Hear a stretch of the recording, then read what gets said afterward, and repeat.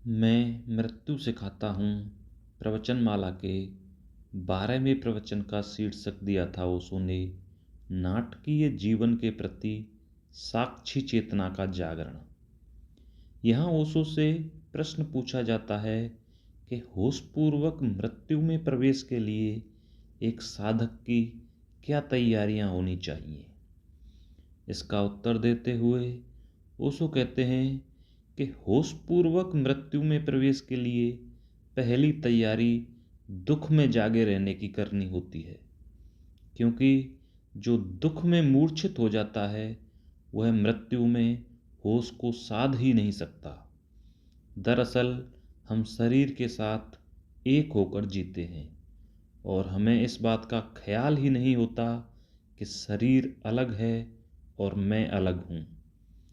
लेकिन अगर हम दुख को होशपूर्वक देख सकें तो हमें यह महसूस होने लगता है कि दर्द शरीर को हो रहा है, मुझे नहीं, और शरीर में भी किसी छोटे से हिस्से को ही हो रहा है। अतः पहली तैयारी दुख दर्द के प्रति होश साधने की करनी है।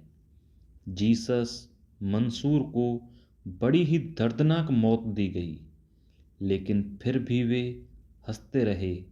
इसका कारण सिर्फ इतना ही था कि उन्हें यह प्रतीति गहरे तक थी कि मैं शरीर नहीं हूँ। एक सच्चा साधक दुख का स्वागत करता है, क्योंकि दुख उसके लिए एक अवसर प्रदान करता है और दुख के क्षण में जागना आसान भी है बजाय सुख के क्षण के। क्योंकि सुख के क्षण में तो हमारा मन ही नहीं करता कि शरीर से जरा भी दूर हो जाएं, लेकिन हम तो दुख को भी भुलाने की कोशिश करते रहते हैं। कोई शराब पीता है तो कोई भजन कीर्तन करने लग जाता है, और ऐसी ही हजारों धार्मिक और अधार्मिक तरकीबें अपनाई जाती हैं। लेकिन इन सब के बुनियाद में एक ही चीज़ है कि हम कैसे अपने दुख को भूल जाएं, जबकि हमें आंखें बंद करके दर्द को भीतर खोजना चाहिए कि वह कहाँ है दर्द। और बड़े मज़े की बात है कि जितना आप दर्द को खोजते हैं दर्द खोता चला जाता है। सुख और दुख कभी भी इतने बड़े नहीं होते जितना कि हम मानते हैं। दरअसल यह सब मन के कारण है। मन के कारण ही सुख और दुख बहुत बड़े दिखाई पड़ते हैं, और जब आप दुख को गौर से देखते हैं तो आपके और दुख के बीच एक फासला हो जाता है और आप पाते हैं कि दुख अलग है और आप अलग हैं। यह पहली तैयारी है, मगर यह तैयारी पूरी हो गई तो मृत्यु में जागे हुए प्रवेश करना आसान है। मृत्यु का जो डर है वह हमारे सभी दुखों का जोड़ है, बीमारियों का जोड़ है। मृत्यु अपने आप में दुख या बीमारी नहीं है। मृत्यु का डर हमारे मन में बीमारी का डर है।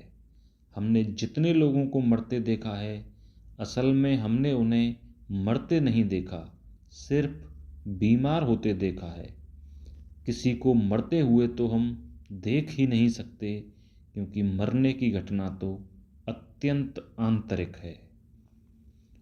और जीवन में एक ही चीज है जो निश्चित है, वह है मृत्यु, और सभी चीजें अनिश्चित हैं।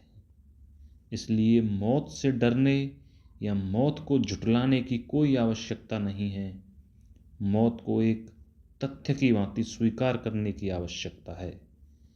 मृत्यु के क्षण में होश साधने की दूसरी तैयारी के बारे में बताते हुए ओशो कहते हैं कि दूसरी तैयारी है साक्षी होने की। क्योंकि जिस चीज के प्रति आप साक्षी हो जाते हैं तो तत्काल आप उससे बाहर हो जाते हैं। लेकिन साक्षी होने की साधना बड़ी कठिन है। एक फिल्म देखने में भी हम साक्षी नहीं हो पाते और उस फिल्म के हिस्सेदार हो जाते हैं। उस फिल्म के साथ हमारी भावनाएं एक तादाद में स्थापित कर लेती हैं। अतः ज़िंदगी में साक्षी होना तो बहुत ही कठिन है, लेकिन हमें इसके लिए बहुत छोटी छोटी चीज़ों से शुरुआत करनी होगी। जैसे कभी भोजन कर रहे हैं या सड़क पर चल रहे हैं, तो 1 सेकंड के लिए दृष्टा हो जाएं, सिर्फ देखें, बिल्कुल भी विचार वहाँ पर न हो। अगर व्यक्ति अपनी क्रियाओं में अपने को कर्ता की जगह दृष्टा की तरह देख पाए, तो उसके जीवन में क्रांति घटित हो सकती है। क्योंकि मरना भी एक क्रिया है, मृत्यु अंतिम क्रिया है। और अगर तुम जीवन की क्रियाओं में अपने को दूर रख पाए, तो मरते वक्त भी तुम अपने को दूर रख सकते हो। तब तुम देखोगे कि कल जो भोजन कर रहा था वही आज मर रहा है। मैं तो कल भी देख रहा था और आज भी देख रहा हूँ। हमने कंकर पत्थर पकड़ रखे हैं और उन्हें ही हीरे मोती समझकर उनसे चिपके हुए हैं। लेकिन अगर सच्चे हीरे मोती एक बार हमें मिल जाएं, तो हम फिर कंकर पत्थरों को छोड़ने के बारे में विचार नहीं करेंगे। वे अपने आप छूट जाएंगे और हमें अपने पर हंसी आएगी कि मैं भी कितना पागल था जो इन कंकर पत्थरों को संभाल रहा था।